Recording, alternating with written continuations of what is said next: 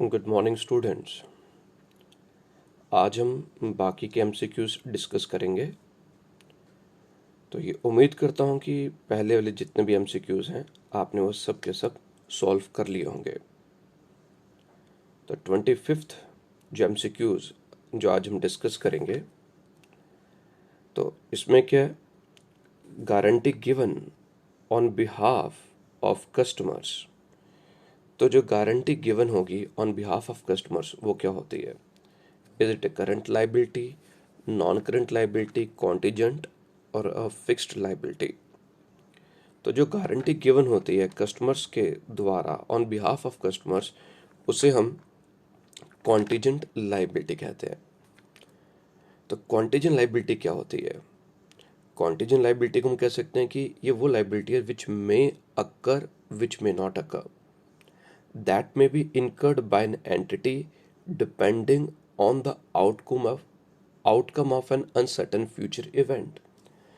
तो ये कुछ अनसर्टन फ्यूचर इवेंट पर निर्भर करता है।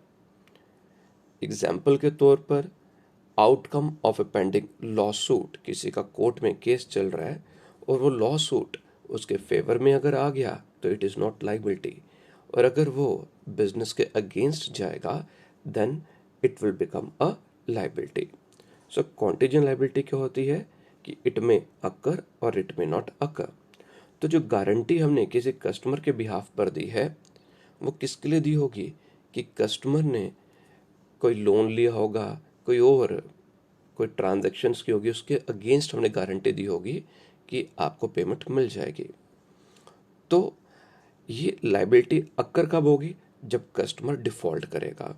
अगर कस्टमर डिफॉल्ट नहीं करेगा, वो पेमेंट कर देगा, then it will not be a liability. So this is contingent liability, part C. Next one is cash at bank. Cash at bank क्या है? ये करंट एसेट्स भी है, ये लिक्विड एसेट भी है। लिक्विड एसेट जो होगा वो मोर रिफाइंड जो होगा करंट एसेट का पार्ट है। लिक्विड मीन्स जिसे हम और जल्दी विद इन डेज कैश में कन्वर्ट कर सकते हैं। तो जो बैंक में पैसा हमारा पड़ा हुआ है, आप बैंक जाइए, वहाँ से पैसा विड्रॉ कर सकते हैं वर्किंग आवर्स में, ठीक है। जैसे जब भी आप बैंक जाएंगे आपको वो पैसा मिल जाएगा, बैंक आपको डिनाई नहीं कर सकता unless and until you are having sufficient balance in your account। और अगर आप बैंक नहीं भी जाते हैं, एटीएम्स हैं, तो एटीएम में आप जब मर्जी जाइए तो वहाँ पर आपको पैसा मिल जाएगा। ये बैंक की ऑब्लिगेशन है, लाइबिलिटी है एटीएम में मनी प्रोवाइड करना। और अगर एटीएम में मनी नहीं होता है, आप एक एटीएम से दूसरे एटीएम में भी जा सकते हैं। और अभी कुछ देर पहले की एक न्यूज़ थी कि किसी कस्टमर ने बैंक पर स्यू के ऊपर केस किया है। उनका ये कहना है कि जैसे अगर हमारा कम बैलेंस होता है अकाउंट में, तो बैंक वाले हमसे चार्जेस डिडक्ट कर लेते हैं कि आपने मिनिमम बैलेंस मेंटेन नहीं किया। और उन्होंने भी बैंक के ऊपर केस किया है कि अगर एटीएम में सफिशिएंट मनी नहीं है तो हम एटीएम में गए, हमें पैसा नहीं मिला, तो इन दैट केस हम जो बैंक है वो हमें चार्जेस पे करे। तो cash at bank is both a current asset as well as liquid asset. Option is C. Next one is 27th। In accounts recording is made of. Recording किसकी की जाती है?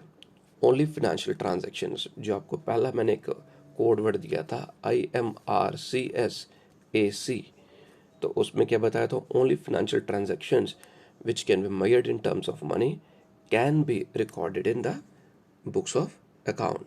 सो हियर आंसर इज, क्या answer आ जाएगा इसका? ए part आ जाएगा। Next 28th में is a furniture dealer. Which one of the following will not be recorded in his books? किस किस को उसके बुक्स में रिकॉर्ड नहीं किया जाएगा? उसने टिम्बर खरीदा 10,000 का बिजनेस के यूज के लिए, it is part of business transaction. Sofa set 20,000 का टेकन टू हिज होम, उसने बिजनेस से 20,000 वर्थ का जो सोफा सेट वो घर ले गया, इट इज ड्राइंग्स, बिजनेस में रिकॉर्ड की जाएगी। Sale of household furniture for ₹2,000, उसने अपने घर का फर्नीचर बेच दिया, it has nothing to do with the business, so ये वाली ट्रांजैक्शन जो होगी it will not be recorded in the business. Dining table of 15,000 given to his friend as a gift, again ये ड्राइंग्स है, बच्चे confuse हो जाएंगे COD part में। तो इसमें जो 15,000 का गिफ्ट किया है वो बिजनेस में जो उसकी शॉप में फर्नीचर पड़ा था वो उसने अपने फ्रेंड को गिफ्ट कर दिया, तो it will be nothing else but drawings, it will be again shown in the books. So here answer is option C. तो ऑप्शन सी जो है वो आंसर आ जाएगा। Next is 29th, which of the following transactions is not of financial character, financial character की कौन सी transaction नहीं है। तो आप सभी ऑप्शंस पढ़ देंगे, तो इसमें जो डी पार्ट आ गया, strike by employees, it is not of a financial nature, इसमें मनी इन्वॉल्व नहीं है, so here answer is strike by employees. 30th, last step of accounting process is, accounting का लास्ट स्टेप क्या है, IMRCSAC, सी क्या कहता है, कम्युनिकेट करना, कम्युनिकेट करना जो भी जो हमारे पास इसमें जो ऑप्शन जितना भी हमारी स्टेटमेंट है, जो भी रिजल्ट आया उसे हमने कम्युनिकेट करना है। तो 30th में जो ए पार्ट में क्या लिखा है, provide information to various parties, information provide करना वेरियस पार्टीज को who are interested in the business enterprise, it means it is communicating to them. तो इसमें ए पार्ट आंसर होना चाहिए। हम बाकी के पार्ट भी देख लेते हैं। Record transactions in the books, it is not the last part, to make summary in the form of financial statements, to classify the transactions, ये सब पार्ट हैं अकाउंटिंग प्रोसेस में, but the last part is communicating, A is the last part. Next one is question number 31। अब इसमें क्या दिया हुआ है 31 में, internal users of accounting information are, who are the internal users of the accounting information, investors they are outsiders, creditor they are outsider, employees outsiders, तो internal users of accounting information they are management। तो management जो है they are the internal users of the accounting information, जो भी accounting information generate होती है उस accounting information को किसके द्वारा यूज किया जाता है, मैनेजमेंट के द्वारा, फॉर फ्यूचर रेफरेंस, उनकी जितनी प्लानिंग होगी, जो भी उनके फ्यूचर एक्शन होंगे वो किस पर निर्भर करते हैं, जो अकाउंटिंग इन्फॉर्मेशन उनके पास अवेलेबल होगी। Question number 32, external users of accounting information are researchers, जितने भी बिजनेस है हर एक बिजनेस का जो रिजल्ट्स होता है, अलग अलग बिजनेस जो होंगे उन सब का रिसर्चर्स उस पर उस इंफॉर्मेशन को यूज़ करते हैं। जैसे अभी हम प्रेजेंट सिनेरियो में अगर हम देखें तो जितने भी ऑटोमोबाइल सेक्टर है, मैं अगर ऑटोमोबाइल सेक्टर की बात करता हूँ, एजुकेशन सेक्टर की बात करता हूँ, तो रिसर्चर क्या है, रिसर्चर्स ने भी जो बताया कि जो हमारी ऑटो इंडस्ट्री है वो अगले 2 साल तक उसमें ग्रोथ, प्रॉपर ग्रोथ नहीं देखी जाएगी। तो ये जो रिसर्चर्स ने क्या देखा, हर एक कंपनी का सेल देखा, सेल को देखा, उनकी डिमांड है, कितनी मैन्युफैक्चरिंग हो रही है। तो जो एक्सटर्नल यूजर्स में कौन से आगे, रिसर्चर्स, कि अब किस किस कौन से प्रोडक्ट्स की ज़्यादा डिमांड है। इस समय आप देखेंगे कई सिटीज़ में डीजल का प्राइस वो पेट्रोल से ज़्यादा हो गया या ऑलमोस्ट बराबर हो गया। तो उन्होंने, रिसर्चर्स ने कहा कि आने वाले टाइम में डीजल की जो गाड़ी होंगी उनकी डिमांड कम हो जाएगी and people will move towards the petrol और इलेक्ट्रिक व्हीकल्स। तो अकाउंटिंग इंफॉर्मेशन को वो यूज़ कर कर वो आगे रिसर्च कर कर वो ये जो इंफॉर्मेशन पब्लिक तक पहुंचाते हैं, लोगों तक पहुंचाते हैं। Government again they are the external users, potential investors they are the external users, so here option is all of the above. Next is question number 33. External users of accounting information or not. तो lenders they are the external users, employees भी हैं, public भी हैं. तो here officers they are not the external users. Next is question number 34. Which of the following is not the limitation of accounting? तो accounting की limitation इनमें से कौन सी नहीं है? बेस्ड ऑन अकाउंटिंग कन्वेंशन, मैंने पिछले लेक्चर में आपसे डिस्कस किया था, गोइंग कंसर्न कंसेप्ट के बारे में बताया था, और उसमें बताया था कि एसेट्स जो होते हैं they are valued at historical cost, not at the market price. So this is the limitation. Evidence in legal matters, तो this is not the limitation, तो बी पार्ट होना चाहिए. नेक्स्ट देख लेते हैं incomplete information and omission in qualitative information. Incomplete information आ गया, और अगली ऑप्शन इसमें क्या आ रही है हमारे पास? Incomplete information. ये भी जो आ जाएगा लिमिटेशन है. ओमिशन ऑफ क्वालिटेटिव इंफॉर्मेशन, ये भी लिमिटेशन है अकाउंटिंग का.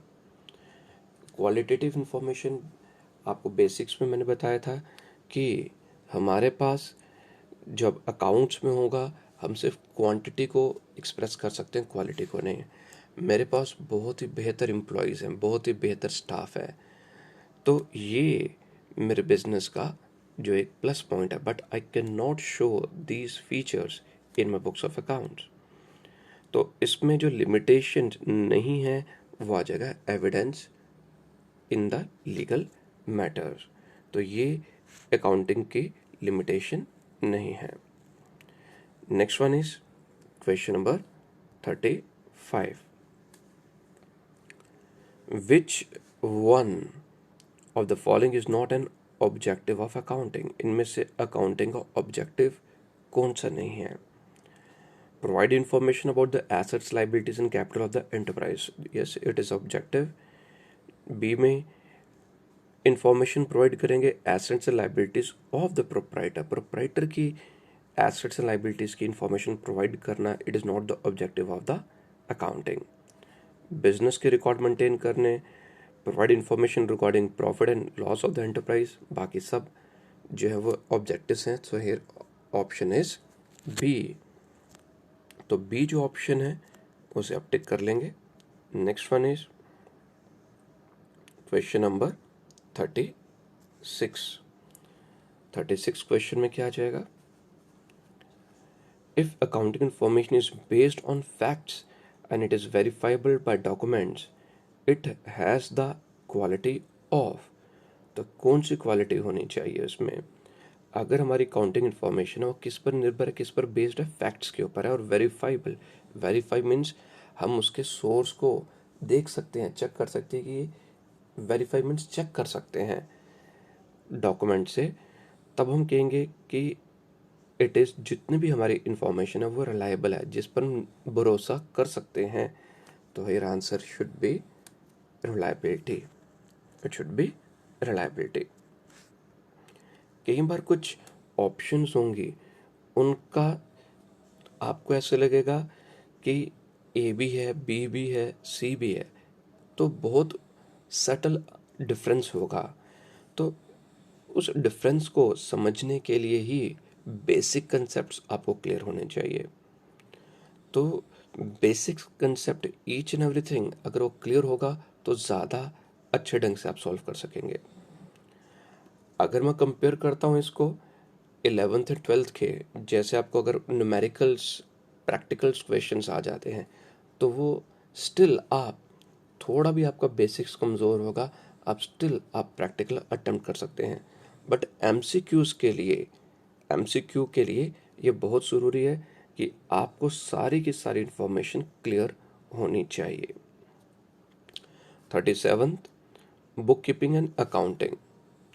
तो bookkeeping and accounting it means same and are use interchangeably गलत है। Does not mean same and are not use interchangeably, yes. Bookkeeping और अकाउंटिंग अलग अलग हैं। बुक कीपिंग जो होगा it is an part of accounting, it has a जो accounting is a wider concept and book keeping is a comparatively narrow concept. So here option is B. So B is the answer. 38th question. Accounting, it includes bookkeeping. अभी मैंने बताया तो bookkeeping is a part of accounting. तो इसमें जो answer option है वो ए ही आ जाएगी। अब बाकी ऑप्शंस भी पढ़ लेते हैं। Does not include bookkeeping नहीं है, मे और may not include bookkeeping, none of the above, इनमें से कुछ भी नहीं। तो here option is it includes bookkeeping जो आ जाएगा हमारे पास। Which are the following will not be recorded in the books of account. हम बुक्स ऑफ अकाउंट में क्या रिकॉर्ड नहीं करते? सेल ऑफ गुड्स रिकॉर्ड करते हैं, पेमेंट ऑफ सैलरी रिकॉर्ड करते हैं, परचेज ऑफ गुड्स रिकॉर्ड करते हैं, बट क्वालिटी ऑफ स्टाफ हम रिकॉर्ड नहीं करते। तो 39 की का आंसर जो होना चाहिए ऑप्शन होनी चाहिए, इट इज सी पार्ट। तो हम क्वालिटी ऑफ स्टाफ को रिकॉर्ड नहीं करते हैं। Question number 40th, book keeping is concerned with, book keeping किसके साथ कंसर्न्ड है? Recording financial data relating to business operations, yes, it should be the answer. Designing for systems, recording, classifying, summarising नहीं होना चाहिए, interpreting data नहीं होना चाहिए। तो इसका आंसर है ए पार्ट। इसका आंसर आ जाएगा ए पार्ट। इसके बाद अगली ऑप्शन क्या आ जाएगी? यार एक तो ना बीवी मेरी ना,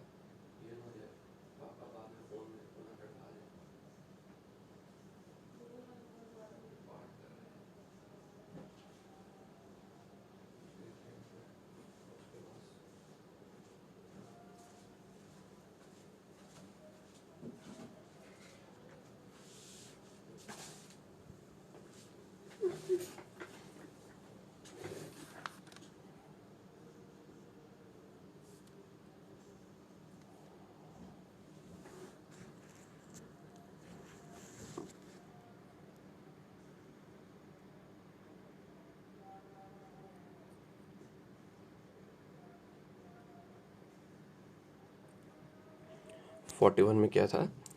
विच is the last step of accounting as a process of information. तो लास्ट स्टेप क्या आ जाता है? लास्ट स्टेप आ जाता है कम्युनिकेशन ऑफ द इंफॉर्मेशन। तो answer is C part. Question number 42। 42 में क्या आ जाएगा? बेसिक फंक्शंस जो फिनेंशियल अकाउंटिंग के क्या आ जाते हैं, क्या क्या बेसिक फंक्शन है? कौन सा बेसिक फंक्शन है? It is recording all business transaction. This is the basic function of the accounting. Interpret financial data, assist the management. तो ये जो बाकी के हैं they are not the basic function. तो functions हैं, but the basic function of financial accounting is to record all business transactions. तो A part इसका आंसर आ जाएगा। Question number 43। Transactions are posted into ledger accounts from। तो posting कहाँ से की जाती है? तो पोस्टिंग जो होती है वो जर्नल एंट्रीज हम बनाते हैं, जर्नल एंट्रीज के बाद हम लेजर अकाउंट्स बनाते हैं। तो जो मैंने पिछले लेक्चर में बताया था कि जनरल एंट्रीज हमने डिस्कस कर ली है, तो नेक्स्ट अब हमने जो करना है वो लेजर अकाउंट्स बनाने हैं, और वो जो जनरल एंट्री से लेजर अकाउंट्स बनाने के जो प्रोसीजर को हम पोस्टिंग कहते हैं। So here option is journal book, B is the answer. Then 44th में क्या आ जाएगा? Which of the following is not a business transaction. इनमें से कौन से बिजनेस ट्रांजेक्शन नहीं है? आप सबके सब ट्रांजेक्शन पढ़ लेंगे।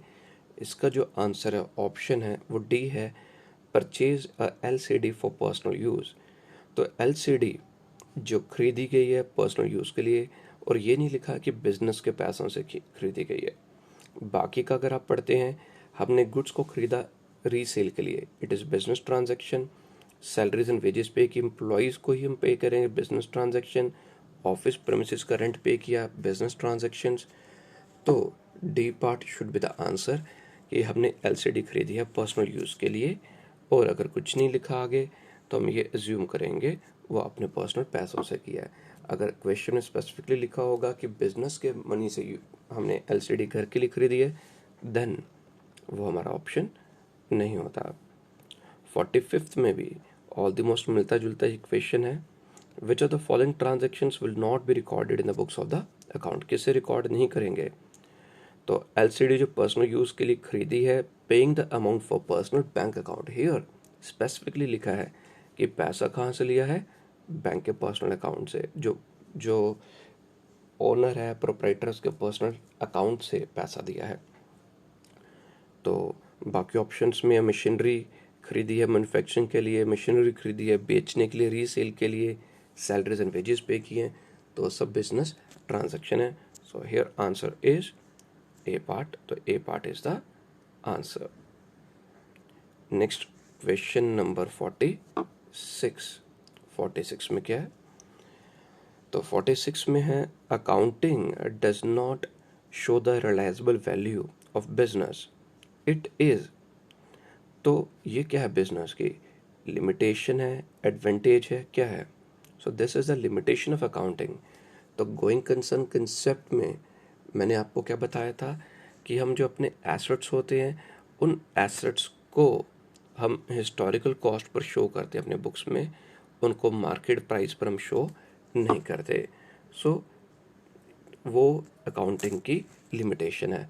हम प्राइस लेवल चेंजेस को इग्नोर करते हैं अकाउंटिंग में, which is limitation of the accounting. 47th question, which of the following is not an internal user of financial statements. कौन इंटरनल यूजर नहीं है? तो बोर्ड ऑफ डायरेक्टर इंटरनल है, manager internal है, एम्प्लॉयज इंटरनल है। तो here answer is lenders. तो lenders, they are not the internal users, they are not the internal users। 48th, which of the following is not a characteristic of accounting, characteristic accounting का क्या नहीं है? तो recording 48th में जो लिखा है, recording non monetary transactions, it is not the characteristic of accounting. तो हम सिर्फ मॉनेटरी ट्रांजैक्शंस को ही रिकॉर्ड करते हैं, नॉन मॉनेटरी ट्रांजैक्शंस को हम इग्नोर करते हैं। तो इसमें बाकी सभी में आप देखेंगे, classifying it is a characteristic है, analysing, summarising, all are the characteristic of the accounting. 49th, which of the following is a limitation of accounting? क्या है लिमिटेशन अकाउंटिंग की? असिस्टेंस टू मैनेजमेंट एडवांटेज है, रिप्लेसेस मेमोरी एडवांटेज है, evidence and code is advantage, so unrealistic information is the limitation of the accounting. तो option is C part. तो C part is the answer. Question number 50। तो अब हम थोड़ा सा कोशिश करेंगे, थोड़ा स्पीड में मैं आपसे डिस्कस करूं ताकि हम ज़्यादा से ज़्यादा कवर अप कर पाएँ। कहीं पर डाउट होगा आप पूछ सकते हैं, और साथ साथ इसको रिवाइज करते चलिए, साथ साथ आप डाउट्स पूछते चलिए ताकि मैं आपको रिस्पॉन्ड भी कर सकूं। और उम्मीद करता हूं कि आप सभी स्टूडेंट्स को समझ आ रहा होगा, और नाउ जब आपका कंसेप्ट क्लियर होगा, यू विल फील इंजॉइंग, आपको मज़ा आएगा पढ़ने में, यू विल फील रिलैक्स्ड। तो coming back to the question number 50, cost of goods manufactured is determined by. मैंने आपको बताया था कि पहले में 3 जो अकाउंटिंग के जो जो मेथड्स हैं, जो ब्रांचेज हैं, one is a financial, cost and management. तो कॉस्ट ऑफ गुड्स मैन्युफैक्चर्ड वो किसके द्वारा डिटरमाइन किया जाता है? It is by the cost accounting. Cost accounting के द्वारा डिटरमाइन किया जाता है। Qualitative characteristics of accounting includes. तो क्वालिटेटिव कैरेक्टरिस्टिक क्या क्या है हमारे पास, कौन से हैं? तो उसमें क्या आ जाएगा? रिलायबिलिटी एंड रेलिवेंस, ये भी क्वालिटेटिव है। अंडरस्टैंडेबिलिटी एंड कंपेरेबिलिटी, ये भी है। तो इसका आंसर जो है, it is both, it is both A and B.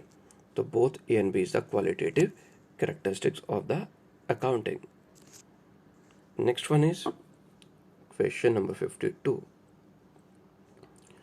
Which of the following is not a qualitative characteristic of accounting information? तो क्वांटिटेटिव, इसमें क्वालिटेटिव कैरेक्टरिस्टिक कौन सा नहीं है? तो इसका जो आंसर होना चाहिए, इट शुड बी मटेरियलिटी। तो मटेरियलिटी जो है ये क्वालिटेटिव कैरेक्टरिस्टिक नहीं है। रिलायबिलिटी है, जो हमारी काउंटिंग इन्फॉर्मेशन होनी चाहिए रिलायबल होनी चाहिए, अंडरस्टैंडेबल होनी चाहिए, और कंपैरेटिबिलिटी होनी चाहिए। नेक्स्ट वन इज कैपिटल क्या है? Capital is internal liability. Business entity concept क्या कहता है? वो क्या कहता है कि दुकान और दुकानदार, अगर अब इसमें जब मैंने वीडियो लेक्चर्स अपलोड किए थे तो बहुत से स्टूडेंट्स ने कहा था कि आप सर ज़्यादा डिटेल में नहीं पढ़ाइए, हम 11th-12th के स्टूडेंट्स नहीं हैं। तो अब मेरे प्यारे से अच्छे बच्चों, अब मुझे ये बताइए, अगर आप लोगों ने बिजनेस एंटिटी कंसेप्ट डिटेल में नहीं पढ़ा होता तो कैपिटल इज, तो ये बिजनेस की इंटरनल लायबिलिटी कैसे होगी? Answer is internal liability, but कैसे होगी? तो बिजनेस एंटिटी कंसेप्ट क्या कहता है? दुकान और दुकानदार दोनों का वजूद अलग अलग है। Both are separate legal entities, both are separate legal entities. Syllabi में आप देखेंगे, स्लेबाई में specifically accounting concepts conventions mentioned नहीं है। आपको इंट्रोडक्शन टू अकाउंटिंग गिवन है, आपको जनरल एंट्रीज गिवन है, तो उनमें ये एमसीक्यूज आ रहे हैं। तो आप इसको कैसे सॉल्व कर पाएंगे जब तक आपको कंसेप्ट ही क्लियर नहीं होगा? ठीक है, तो इसीलिए आपको सब चीज़ें डिटेल में बताई जा रही हैं, समझाई जा रही हैं, सो दैट अब जब हम एमसीक्यूज करेंगे, you should not face any sort of problem, किसी प्रकार की आपको प्रॉब्लम फेस नहीं करनी पड़े। ठीक है ना? अब देखिए, आपके लिए मेहनत कर रहे हैं। कल जो मैंने वीडियो अपलोड की थी, रात को अपलोड की थी, और कमेंट सेक्शन में आप देखेंगे रात को 12 सवा 12 भी कई बच्चों को रिस्पॉन्ड किया है। आज अर्ली मॉर्निंग सुबह 6 बजे रिकॉर्डिंग हो रही है, फिर से आप लोगों के लिए तैयारी की जा रही है आपको, ताकि आप लोग अच्छा अच्छा परफॉर्म कर सकें। तो ज़्यादा इसलिए पढ़ा रहे हैं कि कोई भी गुंजाइश नहीं बचे जिससे आपके मार्क्स कट हो जाएं। आपके मार्क्स कम नहीं होने चाहिए। आप इसमें जो स्टार्टिंग का जो पीडीएफ का पेज देखेंगे जिसमें रिजल्ट दिया हुआ है, ये तो सिर्फ पोजीशंस का है। और भी बहुत से स्टूडेंट्स हैं जिनके बड़े अच्छे अच्छे इंडिविजुअल मार्क्स अकाउंट्स में हैं। बहुत बहुत बड़ी डिटेल है। और वो कैसे अचीव होती है, वो कैसे रिजल्ट मिलेगा। तो वो रिजल्ट कब मिलता है? जब उन्हें एक्स्ट्रा पढ़ाया जाता है, उन्हें ज़्यादा डिटेल में समझाया जाता है, तभी वो रिजल्ट आता है। तो हो सकता है कुछ सिर्फ मैं ही अच्छा नहीं पढ़ाता, और भी कहीं पढ़ा रहे हैं, मगर बहुत कम लोग हैं। और रिज़ल्ट की अगर बात करेंगे तो हम रिज़ल्ट पर ही फोकस करते हैं, सो दैट कि जब आप में से कई बच्चे अकाउंट असिस्टेंट क्लियर करेंगे तो आई विल फील ग्लैड कि उन बच्चों का भी नाम मैं लिख पाऊँ कि ये भी बच्चे हमसे पढ़े थे और इन लोगों ने अकाउंट असिस्टेंट में अच्छे मार्क्स लिए हैं। ओके। तो कैपिटल इज इंटरनल लायबिलिटी। वो इंटरनल लायबिलिटी क्यों है? तो इंटरनल लायबिलिटी इसलिए क्योंकि जो दुकान और दुकानदार दोनों का अलग अलग वजूद है। जब दुकानदार बिजनेस में पैसा इन्वेस्ट करता है तो वो दुकान की ऑब्लिगेशन है, लायबिलिटी है दुकानदार को पैसा लौटाना। और ये इंटरनल घर की बात है। लायबिलिटी है दुकान की दुकानदार के प्रति। किसकी लायबिलिटी है? दुकान की लायबिलिटी है, मगर किसके प्रति? दुकानदार के प्रति है। So it is internal liability. Next क्या आ गया? Goods taken by the proprietor for personal use. Personal use के लिए जो गुड्स विड्रॉ की जाएंगी उसे हम ड्राइंग्स कहते हैं। अमाउंट रिसीव्ड और receivable against sale of goods is. कोई गुड्स बेची, उसके अगेंस्ट हमने जो अमाउंट हमें मिलेगा वो कौन सी रिसिट होती है? It is revenue receipt. मैंने रिसिट को भी आपको एक्सप्लेन करवाया हुआ है, समझाया हुआ है। 2 प्रकार की रिसिट्स होती हैं, कैपिटल रिसिट्स होती है, रेवेन्यू रिसिट होती है। और उसमें यह भी बताया था कि रिसिट्स क्या होती हैं। तो it is revenue receipt. Question number 56, amount paid और payable against purchase of goods is. तो हमने जब गुड्स खरीदेंगे तो वो जो खर्चा होता है वो रेवेन्यू एक्सपेंडिचर होता है। तो 56 का भी आंसर ए पार्ट आ जाएगा। Goodwill is. गुडविल क्या है? गुडविल इज, क्या गुडविल टेंजिबल एसेट है? ठीक है, इनटेंजिबल एसेट है, करंट एसेट है, फिक्टिशियस एसेट है। तो सबसे पहले टेंजिबल एसेट क्या होता है? टेंजिबल एसेट वो एसेट होता है जिसकी कोई फिजिकल एग्जिस्टेंस है, फिजिकल फॉर्म है, उसे हम टेंजिबल एसेट्स कहते हैं। नेक्स्ट इज इनटेंजिबल, जिसे हम देख नहीं सकते, जिसे हम टच नहीं कर सकते, फील नहीं कर सकते, जिसका कोई स्वरूप नहीं होता, उन्हें हम इंटेंजिबल कहते हैं। So goodwill is intangible, we can not see the goodwill. हम किसी बिजनेस के गुडविल को उसका क्योंकि कोई आकार, कोई फिजिकल फॉर्म नहीं है, तो here answer is tangible asset.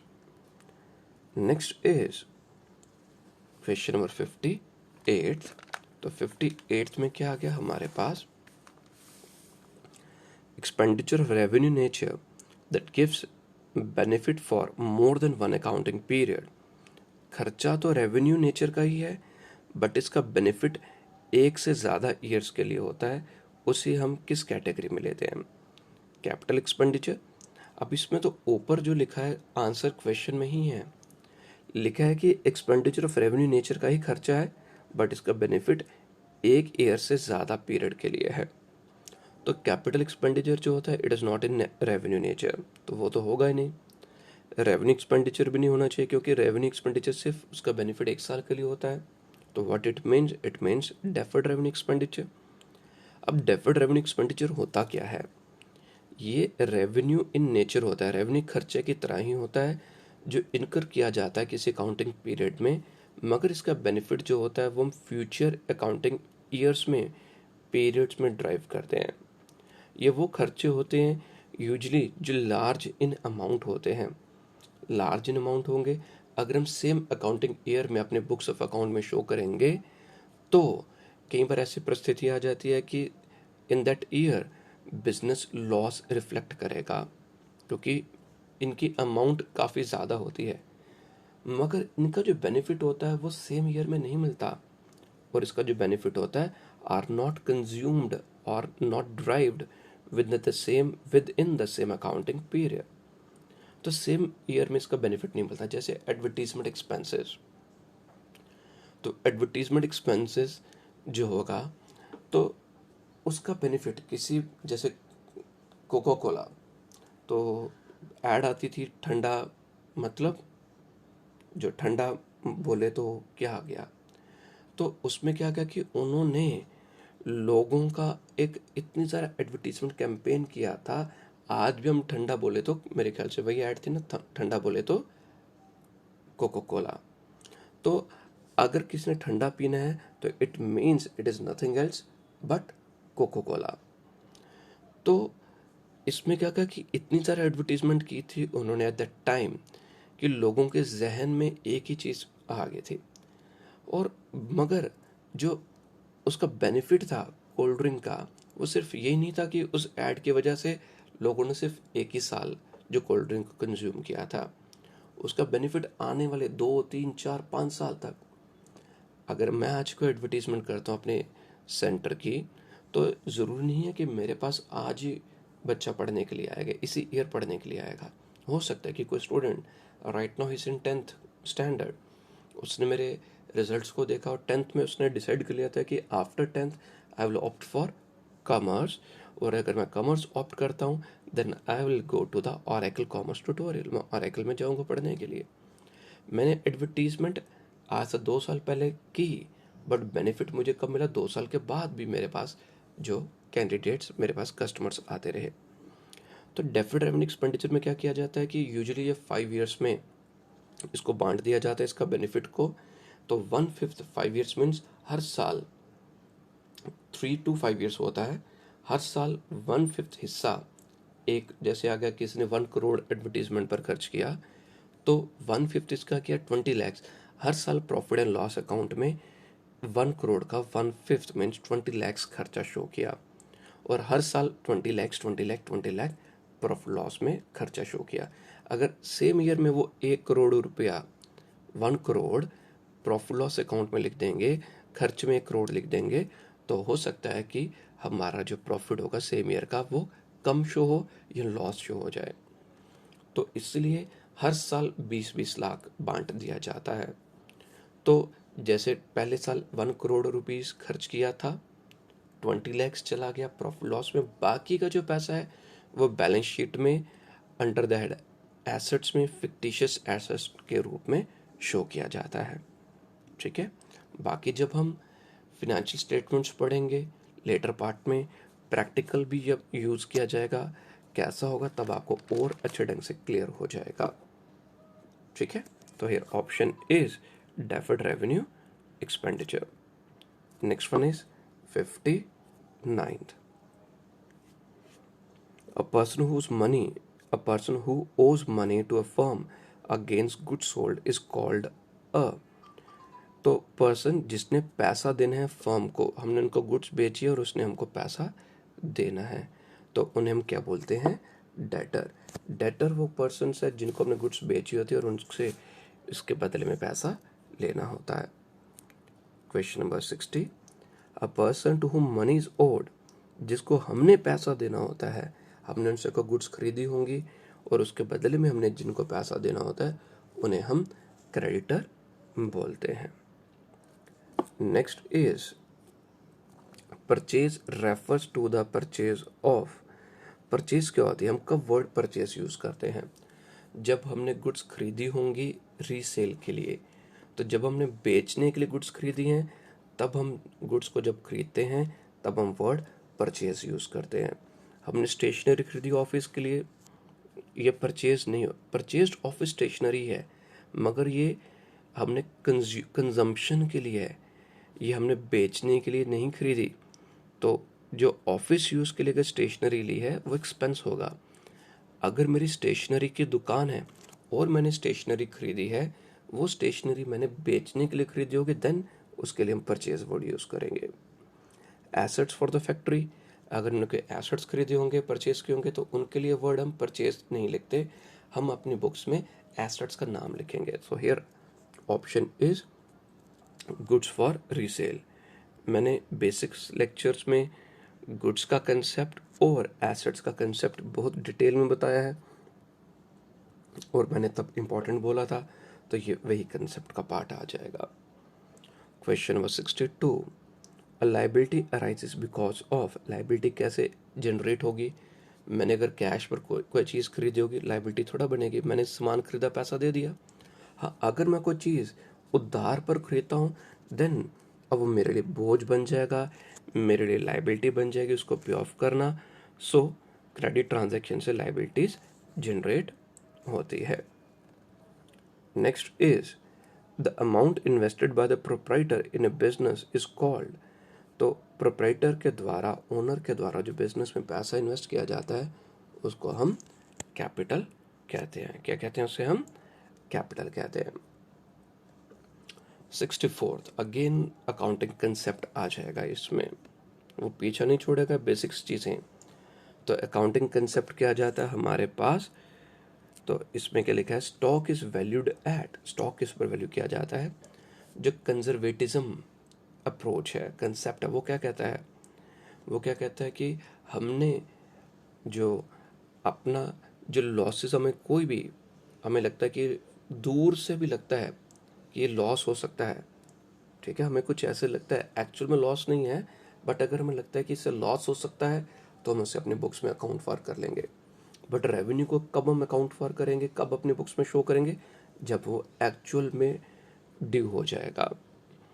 तो इसी कंसेप्ट में क्या जाता है कि जो स्टॉक होता है, it should be valued at the cost price और market price, whichever is less, whichever is less.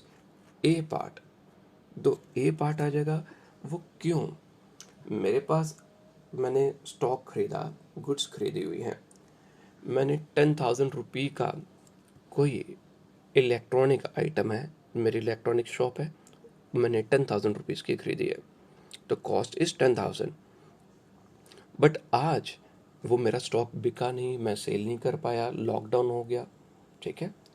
उसके बाद नया कोई और उससे बेहतर मार्केट में कोई और प्रोडक्ट आ गया, तो जिस वजह से जो मेरी अपनी खरीद थी 10,000 की, वो अब सेम प्रोडक्ट का अगर मैं बेचूंगा तो कस्टमर कहेगा कि नया प्रोडक्ट इससे जो बेटर है वो 11,000 का मिल रहा है, तो हम 10,000 क्यों खर्च करें? 10,000 तक खर्च करें तो 1,000 और खर्च करेंगे, हम वही ले लेते हैं। तो कहेंगे कि भाई हम ये तभी खरीदेंगे अगर 7-8 हज़ार तक का मिलेगा। मोबाइल की बात आप ले लीजिए इसमें। तो अब मैं इसको किस पर वैल्यू करूँगा? कॉस्ट मेरी 10,000 थी, but realisable value is not 10,000, realisable value is 7,000। तो मेरे को किस रेट पर शो करना होगा अपनी बुक्स में कि जो दोनों में से वैल्यू कम है? एक्चुअल में अगर मैं बेचूंगा तो मुझे कितना मिलेगा? Whether I am going to get 10,000 और 7,000, I am going to get only ₹7,000, तो मेरे को सिर्फ 7,000 मिलेगा। So it should be valued at cost of fair market value, whichever is less. 65th, bank overdraft. Bank overdraft क्या होता है? It is a amount overdrawn, एक cash credit limit होती है, it is a sort of bank loan. Again मैंने पिछले lectures में इसको भी समझाया हुआ है। तो उसमें मैंने बताया था कि कैश क्रेडिट लिमिट क्या होती है कि मेरा बैंक में करंट अकाउंट चल रहा है, और ये ज़्यादातर जो सीसी लिमिट बोलते हैं, कैश क्रेडिट लिमिट होती है, it is a sort of bank loan. ये बिजनेसमैन को ही मिलती है, जो आम पर्सन, जो इंडिविजुअल्स होंगे, उनको अवेल नहीं होती। तो इसमें क्या होता है कि जैसे मेरी लिमिट है, लिमिट का मतलब आ जाएगा कि I can not withdraw money beyond that limit without the permission. मेरे पास जो लिमिट है वो 10 लाख रुपीज़ की है, मैं 10 लाख तक का बैंक से अमाउंट विड्रॉ कर सकता हूँ, ठीक है जी। मेरे बैंक में रसूख अच्छा है, रेपुटेशन अच्छी है, तो मैंने ऑलरेडी अभी तक 10 लाख रुपया बैंक से यूज़ जो लिया हुआ यूज़ कर रहा हूँ। मेरे को इमीडिएट ज़रूरत पड़ती है 3-4 दिन के लिए, हफ्ते के लिए 1 लाख मोर, कि 11 मेरे को 1 लाख रुपया पेमेंट किसी और को करनी है। तो मैं बैंक मैनेजर को अप्रोच कर सकता हूँ, रेपुटेशन है, अच्छी है, उनको कहता हूँ कि भाई I need this much money only for 6 days। मेरे को पेमेंट आनी थी बट किसी वजह से पेमेंट नहीं आ पा रही है। मेरे को पेमेंट आउट ऑफ जम्मू आनी थी, आउट ऑफ JNK आना था, बट लॉकडाउन हो गया है, परिस्थितियाँ कुछ डिफरेंट हो गई हैं। कश्मीर से पेमेंट आनी थी बट रास्ते बंद हो गए हैं, तो किसी वजह से पेमेंट नहीं आ पाई, हफ्ते तक आ जाएगी, तो आई नीड सम मनी। तो bank manager can allow me to overdraw beyond that limit. तो 1 लाख रुपया मेरे को अलाउ कर सकते हैं, मैं और ओवरड्रा कर सकता हूँ अपने अकाउंट से। सो वो मैंने सिर्फ 10 दिन के लिए, 15 दिन के लिए, एक शॉर्ट पीरियड के लिए होता है, ज़्यादा बहुत लंबे टर्म के लिए नहीं होता। तो इसलिए it is a short term liability. Why short term liability? Because it has to be repaid within 12 months। Current liabilities क्या होती हैं? All those liabilities which are to be repaid within 12 months। Next one is question number 66, which of the following is not a business transaction. तो business transaction कौन सी नहीं है? तो सब पढ़ देंगे। तो इसमें सी पार्ट जो है, it is not a business transaction, simple है, सारा डिस्कस नहीं कर रहा इसको मैं आपसे, आप कर लीजिएगा। अगर डाउट होगा तो आप put forth the doubts. 67th question कि which of the following is not a fix asset. Balance with bank is not a fix asset, ये करंट एसेट होता है। 68th question, which of the following is not a long term liability. कौन सी long term liability नहीं? Creditors जो है वो current liabilities होते हैं। तो ये शॉर्ट टर्म लाइबिलिटी होती है, term loan long term liability होती है, कैपिटल भी लॉन्ग टर्म के लिए होता है। डिबेंचर्स क्या होते हैं? अभी तक आपने ये पढ़ा नहीं होगा, आपको मैंने समझाया नहीं होगा। डिबेंचर्स को हम कहते हैं acknowledgement of debt, long term के लिए होते हैं। कंपनीज जो होती हैं, तो एक सोल प्रोप्राइटर होता है, पार्टनरशिप फर्म्स होती हैं, कंपनीज भी होती हैं। तो कंपनीज डिबेंचर्स इशू कर सकती हैं और ये लॉन्ग टर्म के लिए होता है। तो इसमें क्या जाता है कि जब हम किसी से पैसा लेते हैं, सॉर्ट ऑफ उधार ही होता है, तो हम एज एक्नॉलेजमेंट ऑफ डेट उनको रिटर्न फॉर्म में कुछ कुछ प्रूफ देते हैं, कोई रिटर्न फॉर्म में उनको, हमको मटेरियल जो भी आ जाएगा प्रोवाइड करते हैं, जैसे हम डिबेंचर्स कहते हैं। So it is an acknowledgement of debt. Which of the following are the goods. 69th question, कौन सी गुड्स होंगी? मशीन्स मैन्युफैक्चर्ड फॉर सेल, हमने मशीन्स बनाई हैं बेचने के लिए, तो हमारा बिजनेस मशीन्स मैन्युफैक्चरिंग करने का है। So these are goods. Furniture purchase for sale, मेरी फर्नीचर की दुकान है, फर्नीचर खरीदा बेचने के लिए, माई गुड्स। बुक्स और stationery purchase by book seller, दुकानदार है किताबों वाला, उसने बुक्स खरीदी हैं बेचने के लिए खरीदी हैं, तो ये भी गुड्स हैं। तो all of the above. Next is which of the following is an asset. कौन सा एसेट है? Machinery is an asset, purchase sale return नहीं है, तो answer is A part machinery. Then which of the following is a liability. दोनों में से कौन सी लाइबिलिटी? इन सब में से rent payable is the liability. Furniture asset है, इंटरेस्ट रिसीव्ड रेवेन्यू है, स्टॉक भी एसेट है, तो rent payable is a liability. 72, which of the following is revenue. कौन सा रेवेन्यू है? तो sales is a revenue, sales हमारा रेवेन्यू आ जाएगा। Which of the following is not an expense. कौन एक्सपेंस नहीं? फर्नीचर एसेट है, सैलरी एक्सपेंस है, रेंट एक्सपेंस, तो इलेक्ट्रिसिटी एक्सपेंसेस भी एक्सपेंस है, so answer should be furniture. तो फर्नीचर इज अ एक्सपेंस। ठीक है जी। तो आज हम 73 तक ही MCQs करते हैं, तो अभी भी बहुत दूर है मंजिल। अभी तक आपको मैंने 2 to 5, अभी तो थोड़ा सा हिस्सा ही अभी मैंने MCQs का भी आपको सेंड किया है। तो अगर आप इन MCQs को अच्छे ढंग से कर लेते हैं, रिवाइज कर लेते हैं, और आपने ऑलरेडी जो MCQs सॉल्व कर लिए हुए हैं, आप इसके साथ टैली करिए और कमेंट बॉक्स में अपना स्कोर भी मुझे बता दीजिए कि आउट ऑफ जितने भी आज हमने MCQs किए हैं, 25 से लेकर 73 तक हमने MCQs किए हैं, कोई अप्रॉक्सीमेटली 47-48 MCQs किए होंगे। तो इसमें से आप अपना स्कोर भी साथ में मेरे को लिखकर बता दीजिए। तो कोई दिक्कत नहीं है, अगर कम भी आपका स्ट्राइक रेट आता है तो कोई परेशानी नहीं है। फर्स्ट टाइम आप कर रहे हैं, जब आप मॉक टेस्ट या क्विज़ आपसे आगे मैं कंडक्ट करूँगा तो तब आपका जो स्कोरिंग रेट वो हाई होना चाहिए। अभी तो फर्स्ट टाइम है, रिवीजन बहुत ज़रूरी है, तो हम और बेहतर करेंगे। ठीक है जी, थैंक यू है, मेंशन नोट। ठीक है, okay, take care, bye bye.